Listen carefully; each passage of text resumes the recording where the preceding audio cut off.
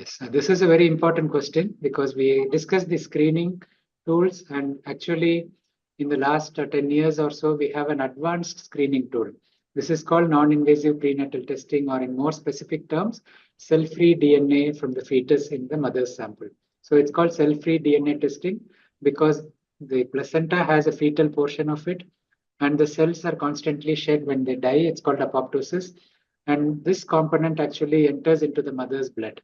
And when this DNA from the fetus enters the mother's blood, by sampling from the mother, we can actually pick up the fetal chromosomal typing.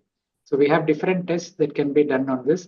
I said it's a screening test, but for the trisomies, it has a very high sensitivity and specificity, almost 98, 99%. So it can be as reliable as a diagnostic test for the trisomies. But for the non-trisomies, the sex chromosome disorders, because there is a higher chance of mosaicism, which means there are two different cell populations and there may be confusion. So it's about 90-95% reliable.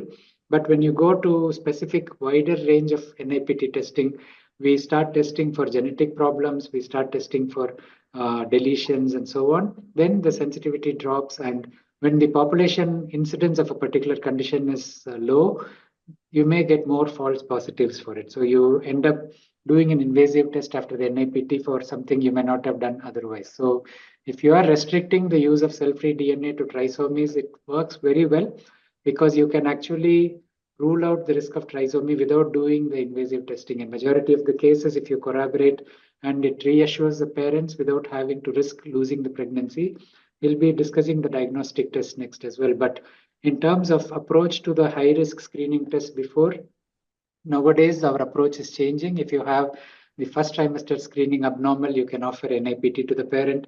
If you didn't get the first trimester screening, but you go for a quadruple testing, you can get the NIPT if it comes high risk.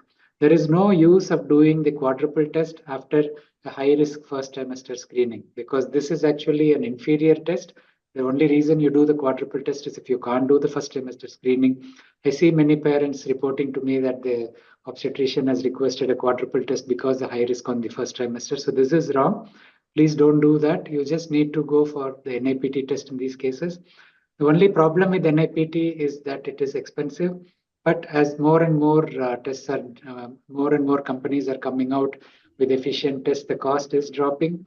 Actually, in US, they are offering the NIPT to any pregnant woman because it's a sensitive screening test.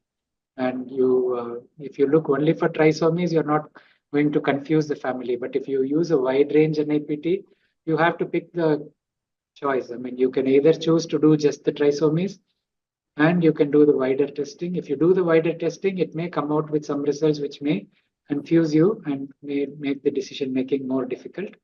Of course, you can also do gender determination on the NIPT for any reason you want to. You are looking at a X condition where the X chromosome brings a disorder. The male will be more severely affected. So if you want to identify the gender of the fetus, you can do that. If you know already a particular genetic condition in the family, you can go for specific gene testing on the NIPT as well. So according to the nature of the test, you can either get the result by 24 to 48 hours, or it may take a week to 10 days to get the NIPT result. So this is a real blessing available, and more parents should be familiar with that. And the doctors who are looking at the result of the screening test should be looking at that as well, because they should be clear when to do the NIPT. If the NIPT comes abnormal, you don't terminate a pregnancy based on that result, even if it is abnormal. You would still want a diagnostic test because, as I said, this is shed from the placenta. There is a small chance that it may not be from the fetus directly. The cells might have changed in the fetus. So if the NIPT comes abnormal, you still do a diagnostic test before definitive action. But if the NIPT comes normal, it's very reassuring and you don't necessarily need to do the invasive test. I hope this point is clear.